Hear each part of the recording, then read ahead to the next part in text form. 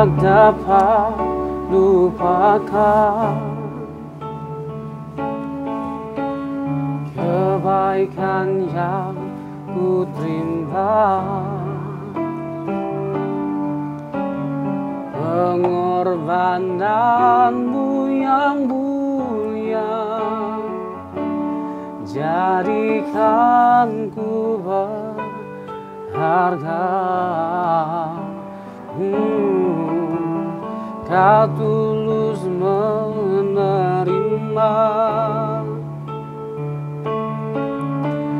aku apa adanya, perbuatan kasih-Mu nyata memulihkan hidupku. Kau bukan Tuhan yang melihat rupa, Kau bukan Tuhan yang memandang harta.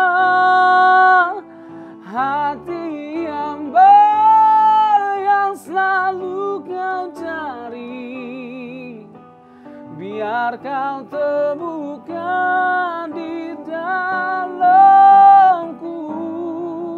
Selama ku hidup, ku mau menyembah-Mu, sebab Engkau sangat berarti bagiku.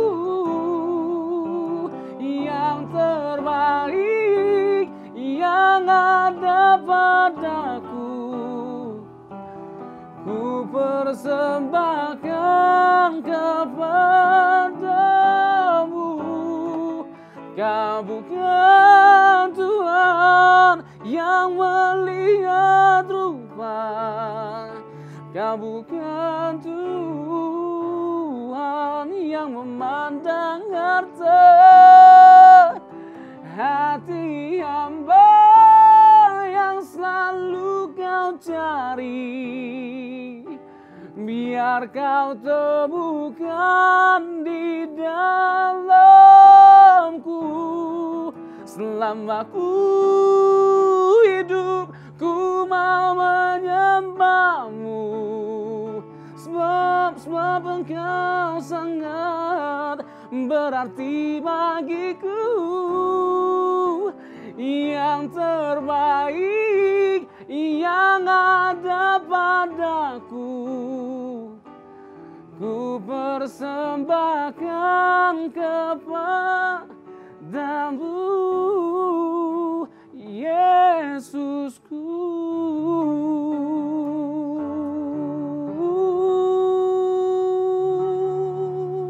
Paten, kasih tepuk tangan dulu dong buat mereka. Ngeri brother gua. Paten sekali ya. Mantap ya Bang. Lagu ini judulnya Hati Hamba. Ah. Topik yang mau kita bawa judulnya Penuhi panggilanmu di bumi. Keren. Nah, Panggilan. biar aku yang pertama yang kasih statement Introduksi. tentang penuhi panggilanmu di bumi. Jadi penuhi panggilanmu di bumi ini pada dasarnya kita manusia ini kan dipanggil oleh Tuhan atau Tuhanlah yang berinisiatif untuk memanggil manusia ini kan. Ya. Jadi manusia ini dipanggil Tuhan untuk, kalau kata Kolose pasal 1 ayat 16, dipanggil untuk memuliakan Allah oleh Dia dan dari Dia. Ya. Terus pengertian kedua adalah manusia itu dipanggil di bumi ini untuk supaya kehidupannya itu dipulihkan oleh Tuhan. Ya. Jadi dari gambarnya yang rusak, jadi manusia itu kan jatuh dalam dosa. Gambar Jadi Allah itu rusak. gambar dalam Allah diri itu manusia. rusak karena dosa, lalu dikembalikan ke rancangan yang semula melalui Yesus Kristus datang ke bumi ini. Yes. Nah, bagaimana tanggapan brother? Coba Wah. brother kasih dulu. Menarik sekali ya. Cuman Bang? Dalam kan? Dalam. kan? Mulai ini deh. Karena episode terakhir. Biasanya makanya episode mulai terakhir dalam. baru cun dia. Nah, Gimana brother? Jadi- Panggilan di bumi. ya penuhi panggilanmu di bumi ini. Ya. Jadi kita tahu bahwa inisiatif panggilan itu datangnya dari Tuhan pertama sekali. Sejak manusia jatuh dalam dosa, manusia dipanggil oleh Allah. Allah yang mencari manusia. Lalu Allah yang berinisiatif untuk menyelamatkan umat manusia. Dan kita tahu bagaimana seperti makna yang digambarkan dalam lagu tadi, brother. Oke. Yang terbaik, ya kan? Tuhan sudah persembahkan, Tuhan lakukan, Tuhan sediakan bagi setiap kita melalui pengorbanan Tuhan kita Yesus Kristus. Dia memberikan semua yang terbaik buat setiap kita karena alasan apa? Dia mengasihi kita. Yohanes 3:16. Itu ayat yang sangat familiar. Berangkat dari kita menyadari bahwa Tuhan itu sangat mengasihi kita dan bukti kasihnya itu sempurna, kasihnya itu luar biasa, bukti kasihnya yang terbesar itu telah dinyatakan lewat pengorbanan anak yang tunggal. Bukan main-main loh. Jadi tidak ada yang disisakan oleh Allah. Semuanya telah dipersembahkan, bahkan yang the best from the best. Terbaik dari yang terbaik. Apa itu? Siapa itu? Anaknya yang tunggal. Tapi sebenarnya brother, sebelum kita bahas lebih jauh tentang panggilan Allah atau panggilan manusia di bumi ini sih sebenarnya pertanyaan yang agak bisa dibilang aneh, nyeleneh, dan kayak gimana ya? Kenapa sih dia harus datang? Wah, ini keren ini. Iya nggak? Kenapa Tuhan Yesus itu harus datang ke bumi? Kan notabene kan hanya untuk menebus dosa manusia kan? Ya. Kenapa dia harus capek-capek dari surga, berinkarnasi jadi manusia hanya untuk menebus dosa manusia? Wah. Gimana Bang Boy? Iya. Ih, Luar tumben. biasa juga, tumben nih. Tumben ya. Tumben nyambung. Coba brother sebelum kita bahas lebih Nggak, ini dalam menarik. nih. Jadi gini, tadi kan saya mau ke sini kan, tapi sebelum saya masuk ke poin yang mau saya sampaikan, ini pertanyaan brother ini sangat terkait dan sangat menarik untuk didiskus. Tadi mau saya persoalkan masalah selanjutnya karena Tuhan sudah menyatakan kasih-Nya, karyanya bagi setiap kita, bagaimana kita memenuhi panggilan kita sebagai orang yang telah ditebus oleh Kristus. Nah, tadi brother persoalkan masalah mengapa dia sampai datang ke dunia ini. Ya, kita agak mundur sedikit Ya. sebelum merespon panggilan kita. Kita tahu bahwa manusia itu diciptakan oleh Allah dan manusia yang diciptakan oleh Allah itu diberikan perintah Oke. atau larangan, jangan memakan buah terlarang ya, buah pengetahuan yang baik dan yang jahat. Dan kita tahu bahwa akhirnya ternyata bahwa manusia itu memilih ya untuk makan buah itu. Dengan begitu manusia melanggar perintah Allah, memberontak terhadap Allah. Nah, itu Kejadian 3:15. Nah, di Kejadian 3:15, di Kejadian 3 diceritakan itu mengenai kejatuhan. Di Kejadian 3:15, Tuhan menyatakan inisiatif untuk menyelamatkan umat manusia. Oke. Dengan menghadirkan seorang juru selamat. Nah, itulah Tuhan Yesus. Nah, mungkin yang kita perlu persoalkan masalah ini, brother. Mengapa sampai Tuhan Yesus menyelamatkan kita dengan jalan menjelma menjadi manusia? Ya. Bukanlah kewajiban bagi Allah untuk menyelamatkan setiap kita. Nggak wajib. Oke. Yang ada adalah Allah wajib menghukum kita karena kita telah jatuh. Nggak wajib bagi Allah untuk menyelamatkan setiap kita. Tetapi dengan Dia menyelamatkan setiap kita, itu membuktikan bahwa Dia benar-benar mengasihi kita dan Dia tidak mau kita menderita dengan terpisah dari Dia selama-lamanya. Oke. Karena itu adalah sebuah kengerian yang nggak bisa digambarkan dengan kata-kata kalau sampai kita terpisah dari Allah selama-lamanya. Penghukuman neraka, gambaran yang mengenaskan itu bukan nanti kita akan dihukum pakai trisula, yaitu gambaran-gambaran yang non-Kristen. Tetapi gambaran yang sesungguhnya tentang neraka dihukum adalah kita terpisah dari Allah selama-lamanya, dan itu sangat mengerikan. Nanti kita akan bahas ini, brother. Coba lebih dalam di segmen berikutnya lah. Iya, pasti. Ini kita akan kupas secara tuntas. Jadi sebenarnya Allah itu nggak wajib untuk menyelamatkan setiap kita. Oke. Tetapi karena Dia tidak ingin kita mengalami satu kengerian yang nggak bisa digambarkan dengan kata-kata, makanya Dia menyatakan kasih-Nya. Dan cara Allah untuk menyatakan kasih-Nya itu benar-benar unik, benar-benar luar biasa, menggambarkan keharmonisan dari seluruh sifat-sifat Allah. Maha kasih, maha kuasa, maha bijaksana, maha kuasa, dan lain sebagainya macamnya, maha adil. Nah, kenapa saya bilang unik dan mengharmonisasikan seluruh sifat-sifat Allah? Karena untuk menyelamatkan manusia yang telah jatuh ke dalam dosa, Allah tidak bisa langsung menyelesaikan begitu saja. Ya dari sorga gitu misalnya. Karena Dia maha kuasa. Habis semua ya. dosa manusia. Kenapa nggak Dia hilangkan saja konsekuensi kejatuhan itu? Upah dosa ialah maut. Maut. Jadi murka itu yang harus Allah hilangkan. Hilangkan. Kan? Dari sorga aja langsung. Iya. Tapi kan bisa gini. Kenapa nggak Tuhan buang konsekuensi itu? Iya, Tuhan buang. Bisa nggak? Tuhan sudah maksudnya ya mengampunin aja kan gitu kan? Ya itu dia. Nah, Allah nggak bisa bertindak sembarangan, nggak bisa langsung menghilangkan konsekuensi dosa, nggak bisa langsung mengampuni begitu saja tanpa dia memenuhi tatanannya. Kenapa? Kenapa dia nggak bisa bertindak seperti itu, menggunakan cara-cara seperti itu meskipun dia maha kuasa. Tetapi hal yang harus kita ketahui adalah bahwa Allah itu bukan hanya maha kuasa, dia maha bijaksana, dia punya integritas, gitu loh. Dia kudus, dia punya tatanan, dia berkarakter. Kalau dia benar-benar punya tatanan, dia berkarakter, dia penuh kasih, bijaksana, ketika dia memilih untuk menyelamatkan umat manusia, dia harus menyelamatkan umat manusia dengan menanggung konsekuensi dari kejatuhan itu.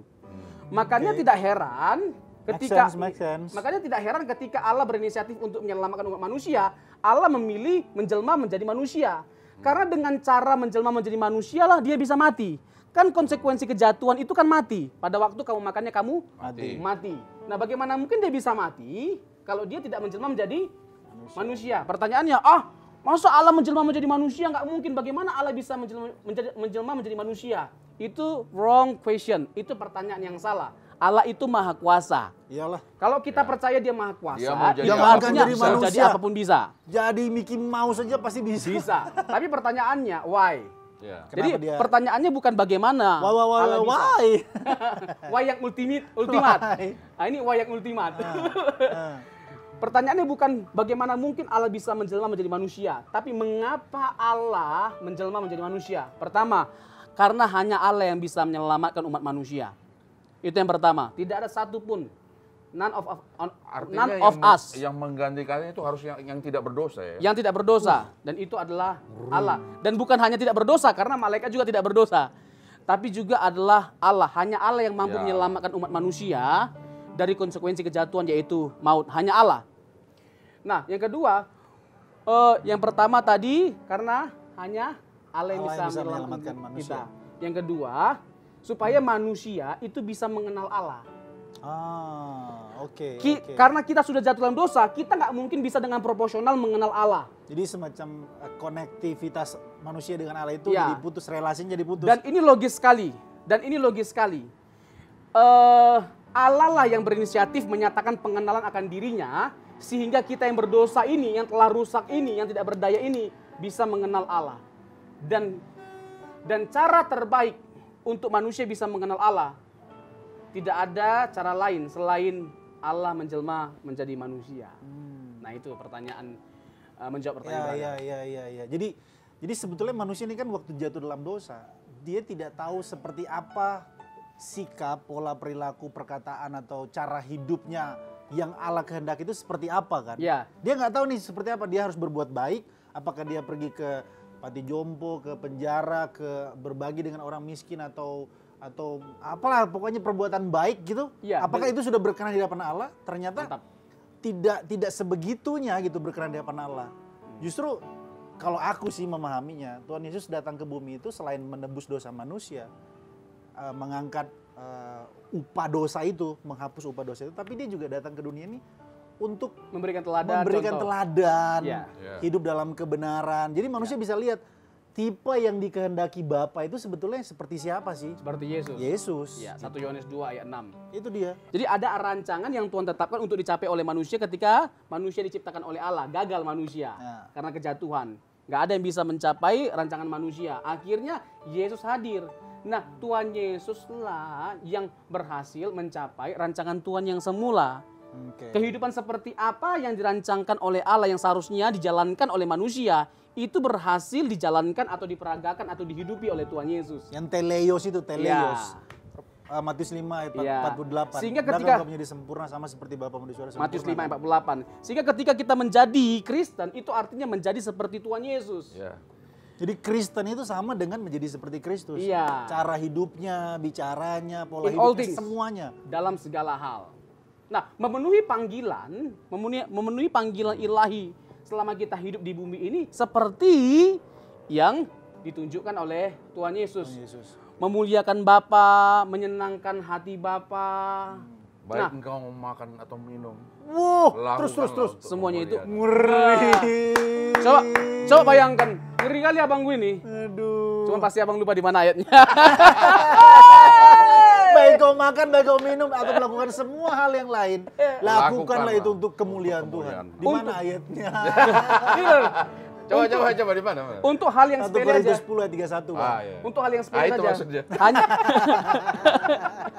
untuk hal yang sepele aja, hal yang kecil ya. Makan dan minum, Ah, ya kan? benar. Makan dan minum, kita harus melakukan itu untuk kemuliaan Tuhan. Apalagi hal-hal yang jauh lebih besar daripada itu. Waduh. Semuanya itu. Tidak ada bagian dalam hidup kita yang tidak kita persembahkan bagi kemuliaan Tuhan. Semua hal harus kita persembahkan bagi kemuliaan Tuhan. Amin. Haleluya. Mantap. Haleluya. Sampai tidak ada yang tersisa dari hidup kita. Seperti yang Tuhan Yesus tunjukkan, tidak ada yang tersisa. Semuanya dipersembahkan untuk kemuliaan Tuhan. Makanya jadi Kristen itu jangan bilang gampang. Siapa bilang jadi Kristen gampang? Aduh, sampai Tuhan Yesus bilang mustahil. Iya. Ya kan, orang muda itu kan. Mustahil, ya mustahil itu bukan dalam konteks dari miskin jadi kaya.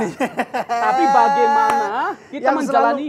Yang selalu pakai ayat, tidak ada yang mustahil bagi Tuhan. Kamu yang tidak punya jodoh akan mendapat jodoh. Konteksnya Kamu berbeda. yang miskin akan menjadi kaya. Kamu yang tidak sukses akan menjadi sukses. Tidak ada yang mustahil bagi Tuhan. Padahal bukan itu. Bukan, Ya, bukan konteksnya itu, adalah- padahal. Bukan itu kan sebetulnya. Konteksnya adalah bagaimana kita menjadi kesukaan Bapa. Bagaimana kita hidup berkenan di hadapan Tuhan, menyenangkan hati Allah. Itu konteksnya. Tapi bukan berarti kita nggak percaya bahwa bagi Allah tidak ada yang mustahil. Oh, Ya. bagi Tuhan tidak ada yang mustahil. Ya, Apapun dia betul. bisa lakukan. Betul. Ya kan? Tetapi perkarakanlah apa yang Tuhan inginkan. Nah, ketika kita mencoba untuk memperkarakan apa yang Tuhan inginkan, itu bagi kita mustahil. Ya. Tapi ketika dia memerintahkan itu artinya dia menyanggupi kita. Dengan dia menuntun kita, dia memberikan Roh Kudus, dia memberikan Injil, dia memberikan penebusan. Itu artinya dia memampukan kita. Dia memberikan kebaikan di segala peristiwa. Iya. Dia memampukan kita untuk mencapai apa yang dia inginkan, bukan apa yang kita inginkan gitu loh. Kalau apa yang kita inginkan tidak ada yang mustahil bagi Allah, semuanya bisa dia lakukan. Oke. Gitu loh. Masuk Tapi akal. Oke. dalam konteks bagaimana kita memenuhi apa yang diinginkan oleh Tuhan, sukar bagi kita. Tapi dia berjanji akan menyertai dan menolong setiap kita. Bisa. Sehingga tidak mustahil. Pasti bisa. Bisa kita sempurna. Tapi setelah ini. Oke.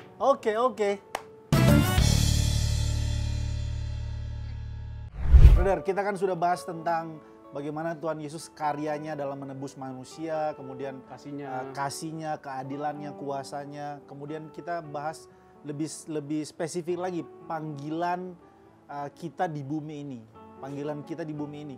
Jadi tadi kita sudah bahas sangat mendalam ya terkait dengan bahwa kita itu sebetulnya bisa loh sempurna Ya. dengan cara kita mengikuti cara kehidupan Yesus. Ya.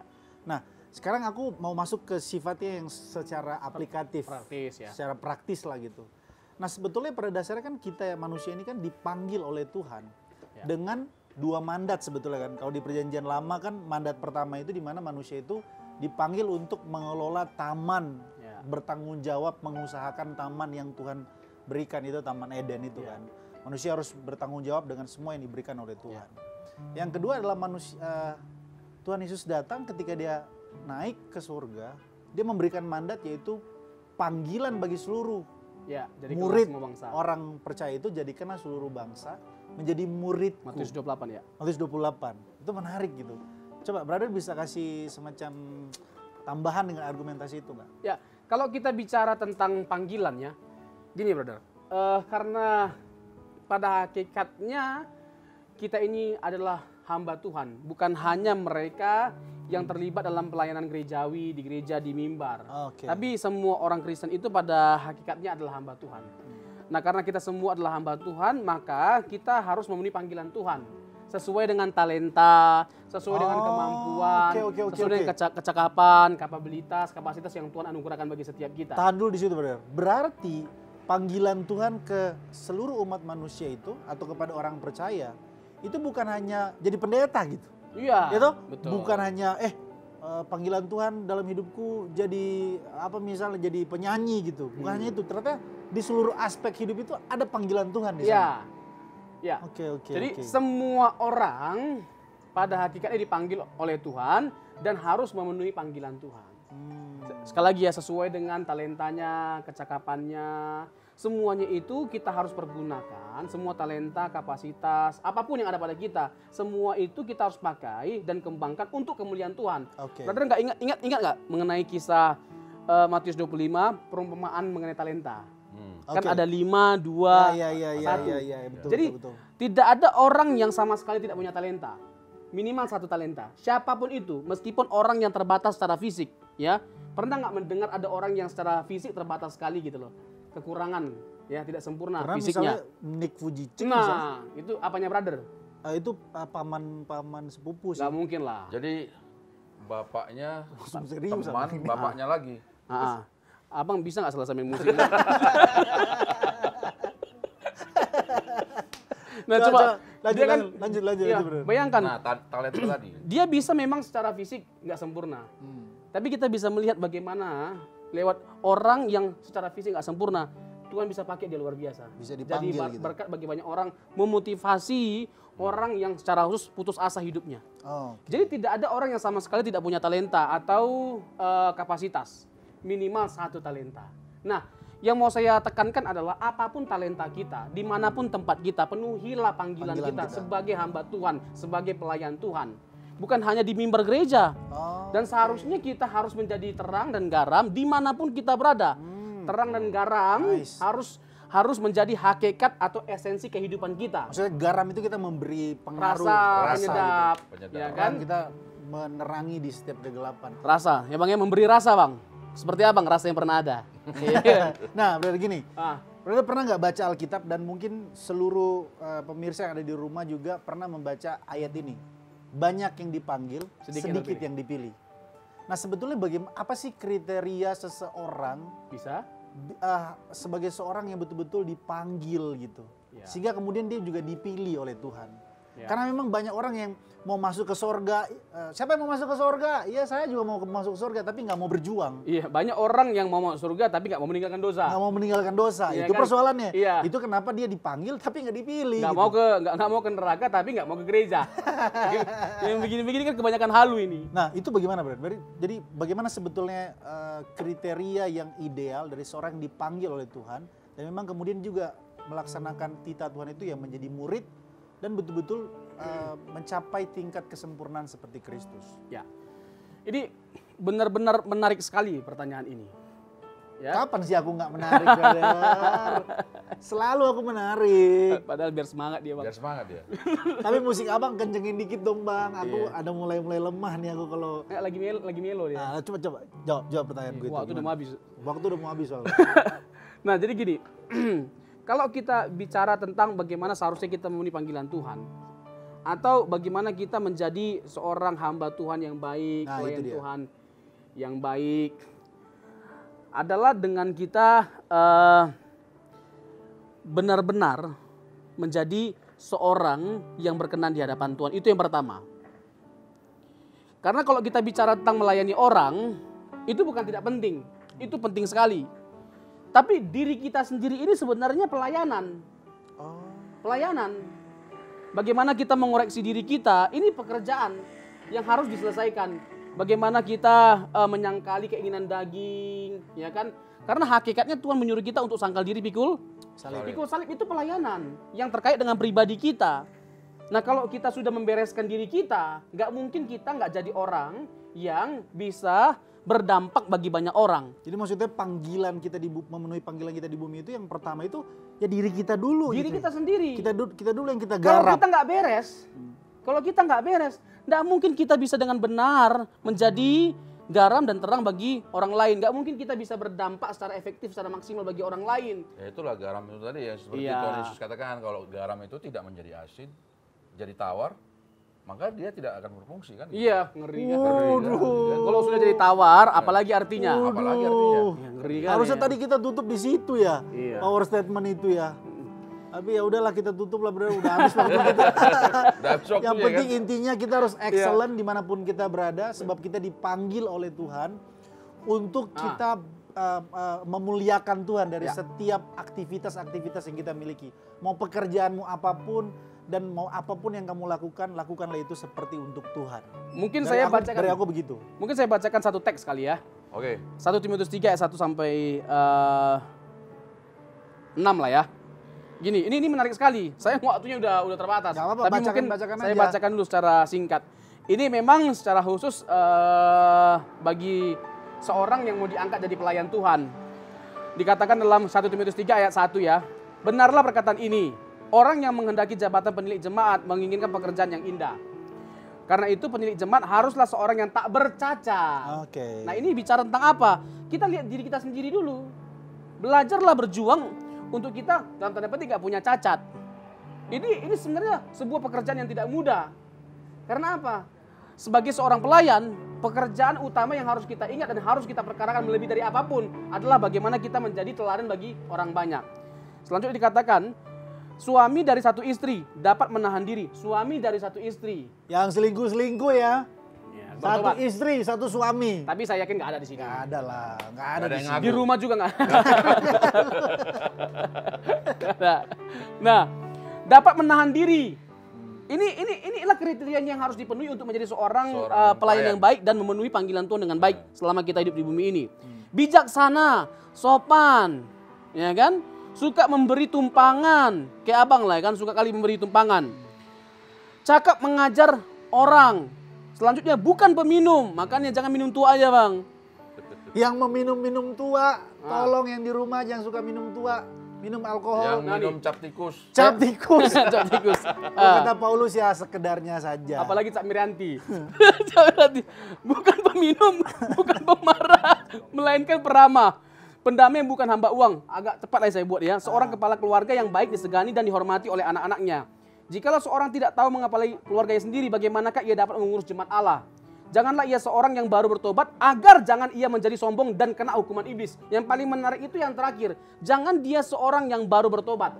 Aduh, banyak kali di gereja ini. Karena belum ada baru pembuktian. bertobat dari Langsung diangkat artis, jadi hamba Tuhan. langsung khotbah Nah, di. makanya Tapi kalau- artis-artis maaf ya, kami juga artis. Makanya kita Maaf harus ya. persoalkan. Maksudnya Jadi, jangan langsung diberikan iya, bro. mimbar gitu ya. Makanya seorang gembala yang mau mengangkat seseorang atau siapapun jadi pelayan Tuhan, dia harus memperkarakan teks ini, kebenaran firman Tuhan ini. Jangan hanya main sembarangan karena dia punya pangkat, karena dia punya jabatan, karena dia punya uang banyak, langsung diangkat jadi hamba Tuhan, nggak peduli dengan backgroundnya, nggak peduli dengan pertobatannya, nggak boleh. Nah inilah yang membuat sebenarnya pekerjaan Tuhan jadi hancur. Nah inilah yang membuat seseorang itu jadi nggak dewasa rohani, nggak bisa jadi garam dan berkat bagi banyak orang, Untuk garam dan terang memenuhi bagi banyak orang. panggilannya selama di bumi. Iya. Sebelum masuk ke kesimpulan, brother, Ah. tadi saya mau tekankan bahwa bukan berarti karena punya jabatan, lalu seorang yang kaya punya betul. banyak duit, Jangan lalu salah kita paham menyimpulkan, lah ya, jangan lalu kita salah menyimpulkan paham. mereka nggak baik, nggak boleh juga.